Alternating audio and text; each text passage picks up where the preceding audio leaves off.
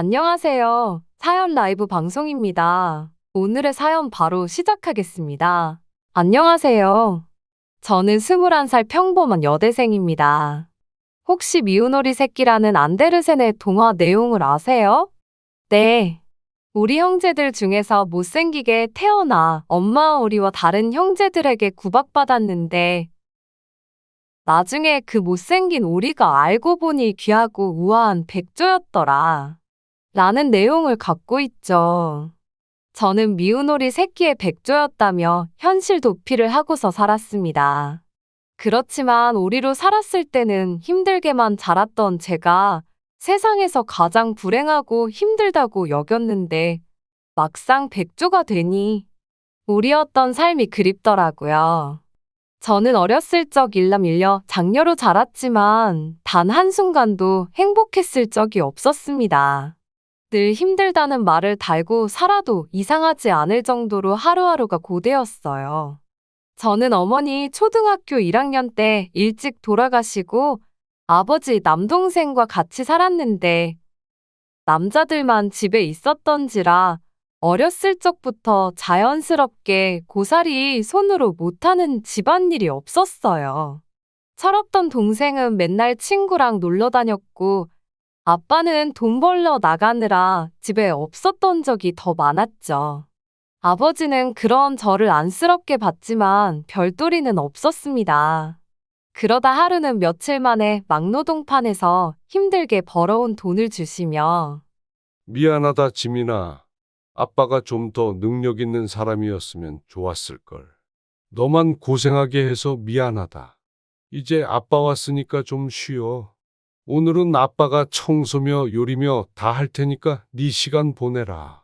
라고 말씀하셨지만 괜히 아버지가 도와준다는 걸로 행여 몇 안 되는 그릇이라도 깰까 싶어 저는 일부러 쌀쌀맞게 대하며 내가 알아서 하겠다고 했습니다. 아버지는 제 눈치를 보시다가 방에 들어가서 잠시 눈을 붙이셨는데 얼마나 피곤하셨는지 베개에 머리 붙인 지 1분도 안 되어 바로 코를 고셨죠. 그런 아빠를 볼 때마다 마음이 아팠지만 제 인생 또한 가엾게 느껴졌어요. 청소, 빨래, 식사 준비까지 제때에 알아서 딱 맞춰놓는 건 어느새 제 일이 되어버렸죠. 나도 남들처럼 엄마가 해준 밥 먹고 챙김 받으며 살고 싶은데 그럴 수 없던 현실에 서글펐습니다. 지칠 때마다 하도 울어서 눈이 탱탱 부어 학교를 가는 날이 많았고 아이들의 놀림을 달고 살아야만 했습니다. 원래 사람들이란 게 그런가 보다 라고 여기며 저 스스로도 정이라는 것을 몰라 다른 사람과의 관계도 하다못해 친구들 선생님과의 관계도 어떻게 맺어야 하는지 몰라 늘 혼자였습니다. 그러던 와중에 고등학교 1학년 때인가 집 주변에서 서성이고 있는 수상한 사람을 발견했습니다. 정장을 깔끔하게 입은 중후한 느낌의 아저씨였는데 차림과 어울리지 않게 기웃기웃 거리고 있었어요. 저는 처음에 다가가서 조심스럽게 물었습니다. 혹시 누구 찾아오셨어요? 라고 묻자 화들짝 놀라는 어떤 남자. 제 모습을 보자 갑자기 저를 하염없이 쳐다보더니 천천히 입을 열었습니다. 네가 혹시 지민이니? 라고 물어서 저는 대답 대신 험한 세상, 의심의 눈초리로 보며 대체 누구신데 그 이름을 아시냐고, 어떻게 누구를 찾아왔냐고 똑부러지게 물었습니다. 그때 안에서 간만에 있던 아버지가 버선발로 뛰어나와 그 남자를 맞았고 한참을 그 남자 앞에서 미안하다고 우셨어요. 갑작스런 상황에 어찌된 영문인지 판단이 안 서더라고요. 아버지는 얼떨떨하게 서 있는 저를 앞세우며 그 남자와 저를 서로에게 소개했습니다. 이 아이가 우리 지민이야. 요새 어찌나 공부를 잘하던지 너 닮아서 머리가 좋은지 똘똘하고 총명하더라고. 네가 준 돈으로 지민이에게 더 잘해줬어야 했는데 내가 꼴에 사업 좀 하겠다고 미혹하게 사기나 당하는 바람에 미안하다. 뭐? 그럼 진작 말을 하지. 이 답답한 친구야. 너도 힘들고 지민이도 힘들고 왜 이렇게 예나 지금이나 멍청하게 살아? 그러니까 네 안 사람이 고생만 하다 간 거 아니야? 진짜 왜 그렇게 살아? 라고 막말을 내뱉는데 아무리 미웠던 아빠지만 낯선 남자가 저희 아빠한테 못할 말을 하니 괜시리 화가 나더라고요. 우리 아빠한테 그런 말씀 하시지 마세요.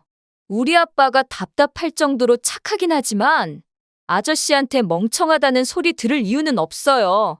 아저씨나 잘 사세요. 라고 아빠 대신 되받아치니 얼른 아빠가 그만하라고 절 막더라고요. 그 남자는 속상한 듯 아빠한테 다시 성을 내려다가 간신히 참은 채 눈시울을 붉히고는 저를 여기저기 살펴보았습니다. 순간 제 손이 눈에 띄었던지 다시 만져서 확인한 그 남자는 아빠에게 소리치길. 애, 손이 왜 그래?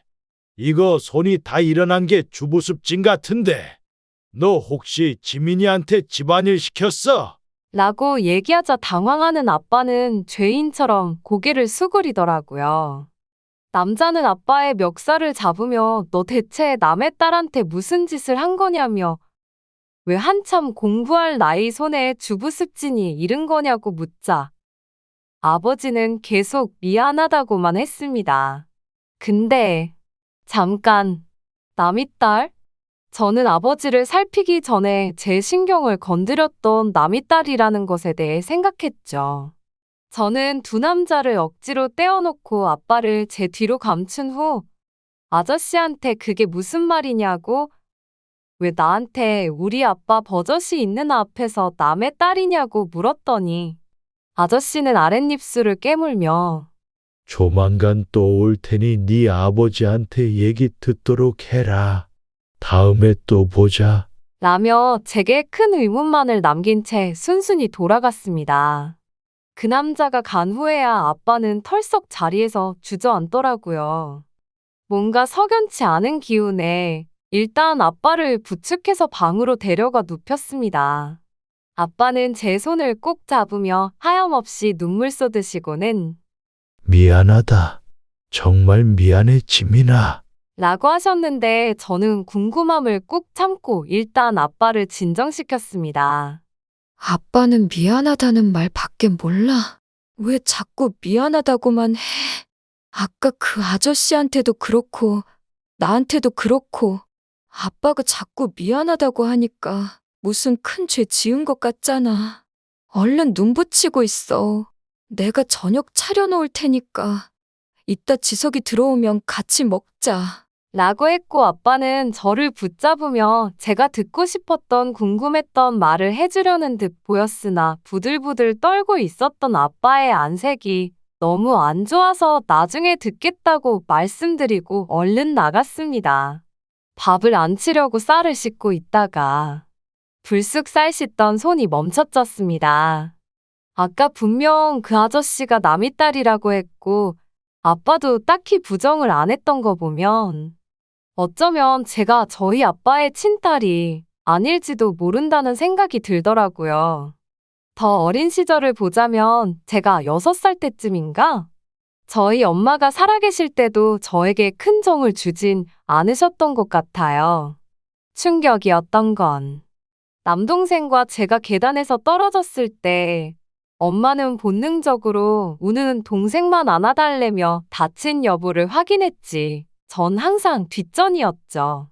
그저 아들이어서 더 귀에 챙기는 거라 생각했는데 돌이켜보면 하나부터 열까지 엄마에게 처음인 적은 한 번도 없었습니다. 아빠도 마찬가지였을지도 모르겠어요. 그저 잘 감췄을 뿐. 이제까지 내 부모라고 생각했던 사람이 어떤 계기로 아니라는 생각이 들었는데도 그저 놀란 정도지 왜 하나도 충격적이지 않은지 모르겠더군요. 어쩌면 백조로 돌아갈 때가 이쯤이 아니었나 싶기도 했네요. 남동생이 친구네 집에서 돌아오고서 저녁 식사를 했고 아빠는 복잡해 보이는 얼굴로 저와 남동생에게 여태 수십 년간 숨겨온 비밀을 털어놓으셨습니다. 사실은 지민이 너 내 친딸 아니다.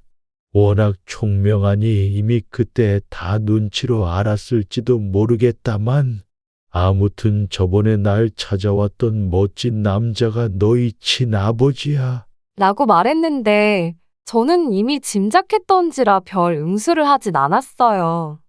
다만 그 소식에 놀랐던 동생이 경악을 하며 이게 다 어떻게 된 일이냐고 오히려 설명을 요구했죠.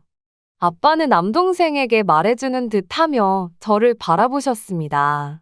내 엄마하고 일찍 결혼했는데 오랜 시간 동안 애가 안 생겨서 고민이 많았던 시기가 있었다. 그때 지민이 친아빠가 이미 결혼한 부인 두고 바깥에서 지민이를 얻었는데 혼외 자식이라 지민이를 키울 순 없어서 결국 친구였던 나한테 맡기게 되었던 거야. 거액의 돈을 받고 우리는 지민이의 부모가 되었고 나중에는 지석이가 생겨 태어났지. 봉투를 2개 받았는데 그중 하나는 우리 몫이었고 다른 하나는 지민이 몫으로 잘 키워달라며 준 돈이었는데 우리가 욕심이 많았던지 그걸로 크게 사업을 벌이다 망해. 지민이 너를 이렇게 힘들게 키우게 되었다. 라며 후회 어린 눈물이 쓸쓸히 맺힌 채 애써 담담하게 얘기하는 아빠에게 도리어 무슨 말씀을 해줘야 할지 모르겠더라고요. 동생은 말도 안 된다며 기가 막힌 얼굴로 집을 뛰쳐나갔고 저는 그 뒤로 아버지와 많은 얘기들을 한 후 여태껏 키워줘서 감사하다고 큰 절을 올렸습니다.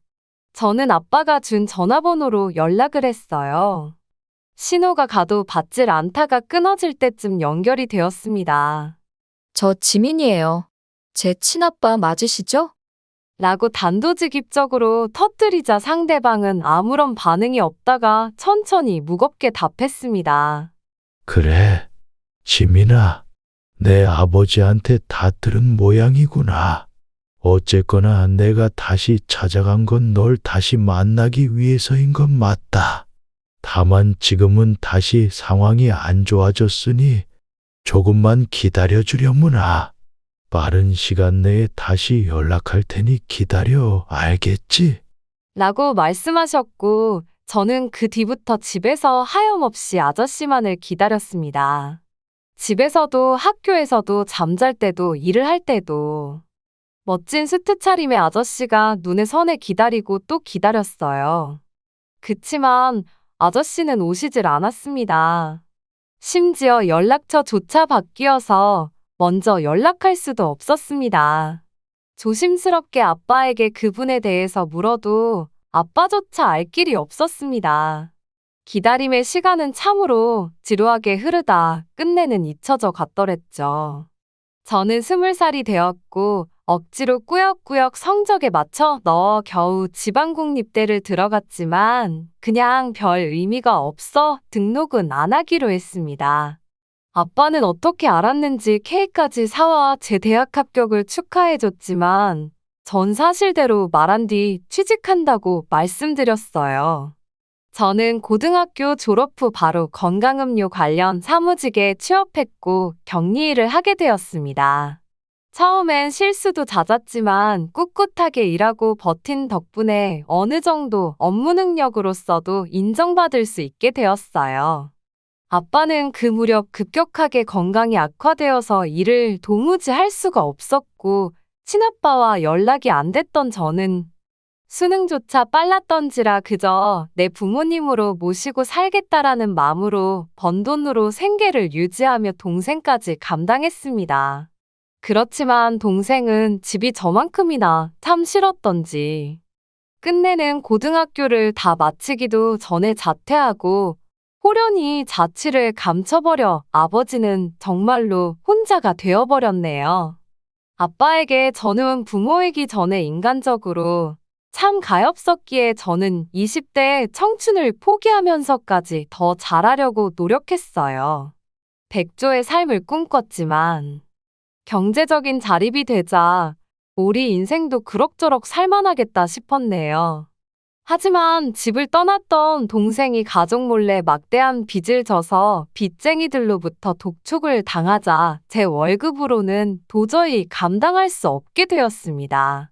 한바탕 집안이 뒤집어 엎어질 때마다 저는 너무 힘들어서 펑펑 소리내어 울었고, 아버지는 미안하다며 펑펑 저와 함께 운 후, 지민아, 내가 어떻게 해서든지 너한테 피해 안 가게끔 할 테니까 넌 그냥 모른 척하고 잠시 다른 데 가 있어라.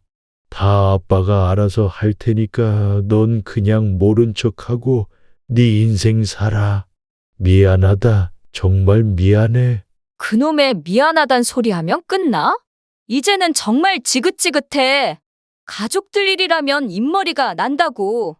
제발, 이제 나도 내 인생 살고 싶어. 라고 한 후 저는 아버지를 외면한 채 그대로 집을 나가버렸습니다. 허나 빚쟁이들은 제가 근무하고 있던 회사까지 찾아내어 어김없이 동생이 진 빚독촉을 해대었고, 몇 번 경찰을 부르다가 끝내는 회사에서 해고까지 당했어요. 괴로움에 살 희망이 없었던 저는 벼랑 끝에 몰리고야 말았고, 삶에 지쳐 눈물로 시간을 보내고 있을 무렵, 어느 날 아버지가 침착한 목소리로 연락이 왔습니다. 지민아, 내 친아버지가 널 찾아왔다. 드디어 널 데리러 오신 모양이다. 이제 어여 집으로 와. 저는 암담했던 어둠의 긴 터널 속에서 한 줄기 빛을 발견한 기분이었어요. 집에 가보니 그때 그날처럼 초라한 아버지 곁에 정장 차림의 그분이 계셨습니다. 기다렸던 바로 제 친아버지셨죠. 그토록 기다렸을 때 안 나타난 아버지는 제가 막다른 골목에 몰리고서야 모습을 드러내주셨죠. 그래도 가장 힘들 때 나타나줘서 감사했습니다. 고마웠습니다. 절 위한 누군가가 있었다는 게 그렇게 든든할 수가 없었습니다. 친아버지는 울먹이며 주저앉아버린 제게 다가오며 제 손을 잡아주시더군요. 손길조차 그렇게 따뜻하고 위안이 될 수가 없었어요. 몇 년 전 아버지께 보였던 무례했던 태도와는 다르게 제게는 끔찍하게 걱정해 주시며, 여태 너 힘들게 산 거 잘 안다. 내가 세상 살기가 바빠 이제야 왔구나. 정말 너한테 이렇게 큰 짐을 안겨줘서 미안하구나. 이렇게 말씀하셨는데 저는 울컥 감정이 올라와 친아버지한테 안겨 울었습니다. 예전에 아빠는 이런 절 묵묵히 바라보시며 쓸쓸하게 미소를 지어주셨죠. 그때 친아버지의 부인이신지 곁에 있던 우아한 중년 부인이 기척을 내시니 친아버지는 소개해 주셨죠. 우리 딸이 될 지민이야. 지민이도 인사해. 앞으로 너희 어머니 되실 분이다. 우리가 앞으로는 너의 부모 노릇을 할 거야. 예전 아버지께 이제 그만 인사하고 가자꾸나. 라고 얘기하시는데 드디어 올 것이 왔다 싶었죠. 저는 예전 아버지를 마지막으로 눈에 담고 안아주었습니다. 이때까지 나 키워줘서 고마워요, 아빠. 앞으로도 건강하게 잘 사셨으면 좋겠어요. 지석이도 곧 돌아올 테니 염려 마시고요. 가끔 연락할게요, 아빠. 아빠는 눈에 눈물을 가득 담고 절 다독여주시며 행복하게 잘 살라며 절 기꺼이 보내주셨습니다. 그토록 원하고 바랬던 성공한 친아버지의 딸로서 인정받은 그건 제 인생의 로또나 다름없었죠. 사채빚 또한 친아버지 부부가 해결해 주어 아빠도 살 수 있게 되었죠. 모든 게 다 잘 되었고 저는 좋은 마음으로 새로운 곳에 갔어요. 친아버지는 IT 관련 사업을 하시고 계셨고, 새어머니 역시 미국 유학을 다녀온 재원으로서 아버지 회사에서 같이 일하신다 했습니다. 친아버지 부부는 생각보다 더 대단한 사람들 같아 자랑스러웠습니다. 저는 생전 처음 타보는 고급 승용차에 몸을 싣고 몇 평인지 감조차 안 올 대궐 같은 집에 입성하게 되었지요. 새 부모님께선 앞으로 제가 쓸 방이라며 깔끔하게 꾸민 방을 내어주었습니다. 깨끗하고 아기자기한 가구로 여대생 감성으로 꾸민 방에 누웠고 그날 저는 꿈이 깰까봐 잠 한숨 못 잤습니다. 다음날 가사도우미가 차려준 아침 식사를 먹으러 내려왔는데 근데 그때 어제 좀 늦게 들어왔던지 낯선 여자 남자가 한 명씩 있더라고요. 얼추 남매 같아 보였던 그 둘은 오랜 시간 동안 이곳에 살았던 듯 익숙하게 가사도우미를 부리며 식사를 했습니다만 둘 사이에 눈에 띄는 서열이 보였습니다. 절절매며 어떻게든 비위를 맞추려는 남자와는 달리 도도한 여자는 철저하게 무시로 일관했죠. 아버지는 모두에게 인사를 시켜주더라고요. 우리 딸이야. 지금 방학이라 잠깐 한국에 들어왔는데 곧 나갈 거야. 인사해라. 그리고 너와 마찬가지로 몇 달 전 우리에게 먼저 입양된 아들도 있다. 다들 앞으로 잘 지냈으면 좋겠구나. 라고 하는데 우리 딸이랑 입양된 아들이라고 분명히 말씀하신 덕에 왜 남자가 그 여자한테 절절맸는지 알게 됐습니다. 남자는 저보다 2살 아래여서 제 남동생이 되었고 그 여자애와 전 공교롭게도 동갑인지라 생일로 따져 언니 동생이 되었습니다. 제 생일이 좀 더 느려 생각지도 못한 언니가 생겼지만 그 애에게는 전 투명인간이나 마찬가지였죠. 지금의 아버지, 어머니 사이에서 낳은 자식은 딸 하나밖에 없었습니다. 그곳에 있던 남동생은 어머니께서 밖에서 낳아온 자식이었고 저는 아버지가 밖에서 낳아온 자식이었죠. 자칫 원수 같을 수 있던 5사람의 묘한 동거가 시작되었습니다. 그쪽 친딸은 밖에서 낳아온 저와 남동생을 사람 취급도 하지 않았어요. 우리들은 엄연한 부모의 외도의 증거이니 그 딸의 심정을 이해 못하는 바는 아니었지만 참 씁쓸은 하더라고요. 친딸에게는 빌빌거렸던 저와 같은 처지였던 남자는 날카롭게 저를 쏘아보며 꼬운 얼굴로 비아냥대었습니다. 나한테 붙을 생각하지 말고 그냥 쥐 죽은 듯 조용히 살아. 너나 나나 이 집에서는 똥덩어리일 뿐이니까.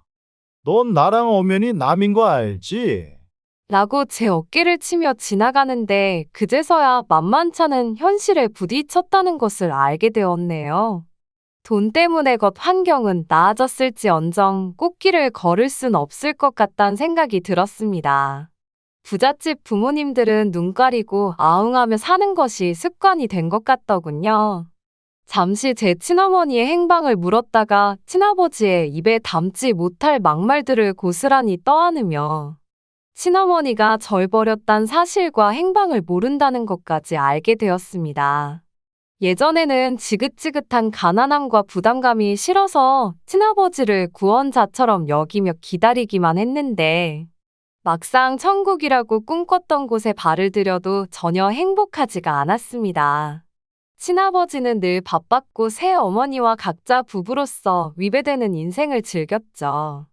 조만간 저 같은 자식들이 또 오겠다 싶었네요. 이런 비정상적인 가정에서 살아가며 돈 많은 것 빼고는 차라리 아버지의 사랑이나마 느꼈던 옛날이 그립더라고요. 적어도 그때는 솔직한 마음으로 서로를 아껴주며 보듬어주는 건 있었는데 돈 빼고는 나아진 건 전혀 없었습니다. 그러던 중 소식이 끊겼던 남동생에게 문득 연락이 닿았어요. 몇 년 만에 본 동생은 철이 든 모습으로 제 앞에 모습을 드러냈고 제게 돈 봉투를 하나 내밀었습니다. 누나 소식 들었어. 정말 다행이야. 누나 친부모님께서 빚들 다 갚아주셨다며? 그래서 내가 너무 누나한테 고마워서 뭐라도 은혜를 갚고 싶어 누나를 위해 모은 마음이야. 졌던 빚에는 턱없이 부족하지만 그래도 내 맘이니까 받아줘. 하는데 진심으로 남동생 맘이 전해져와 눈물이 나더라고요. 이상하게 울컥 감정이 올라와서 남동생을 붙잡고 펑펑 소리내어서 울었습니다. 당황한 남동생은 어찌할 바를 모르다가 절 위로해주더군요. 남동생을 보고서야 가족 간의 정을 비로소 느꼈던 저는 계속 남동생과 연락하며 소식을 주고받았고 기어이 예전 아빠 소식이 궁금해서 왕래까지 하게 되었습니다. 아빠는 제가 왔다니 맨발로 뛰쳐나와 절 반갑게 맞았고 백년손님이 온 것 마냥 다 챙겨주며 그때도 미안하다는 말을 했네요. 가족들과 헤어질 때마다 이상가족 이별 같았고 결국 이 모습을 맘에 안 들어하는 가족들 때문에 저는 집에서 나오게 되었네요. 그 이후로 다시 예전 아버지를 모시면서 남동생 녀석이 자리 잡고 결혼할 때까지 살뜰하게 챙겼습니다. 저 역시 지금 남동생 소개로 만난 평범한 회사원과 결혼해서 가정을 꾸렸는데 제 인생이 별로 마음에 안 드셨는지 결혼식을 마지막으로 친아버지와는 1년에 한두 번쯤 안부를 묻는 것조차 끊어지며 그렇게 서로를 잊혀진 듯 아니 처음부터 없는 존재였던 것처럼 살아가고 있네요. 애시당초 제 가족들은 돌아가신 아버지와 제 남동생이 전부였던 게 맞았던 것 같습니다. 저는 지금 행복해요. 비록 친아버지네처럼 부유하진 못하지만 청약으로 마련한 아파트에서 아버지를 모시며 동생네와 우애 있게 왕래하며 살아가고 있습니다. 얼마 전에는 둘째 조카가 태어나서 집안에 경사가 났고 아이들이 떠드는 소리와 함께 웃음 짓는 날들이 많아지고 있네요. 이래서 송충이는 솔잎을 먹으며 살아야 한다고 하나 봐요. 백조는 솔잎을 먹고 다시 오리가 되었습니다. 라는 게 제 인생 동화의 해피엔딩이었습니다. 여러분들께서도 제 인생 이야기를 들으시고 가장 중요한 게 뭔지 생각해 보세요. 제 사연 읽어주셔서 감사드립니다.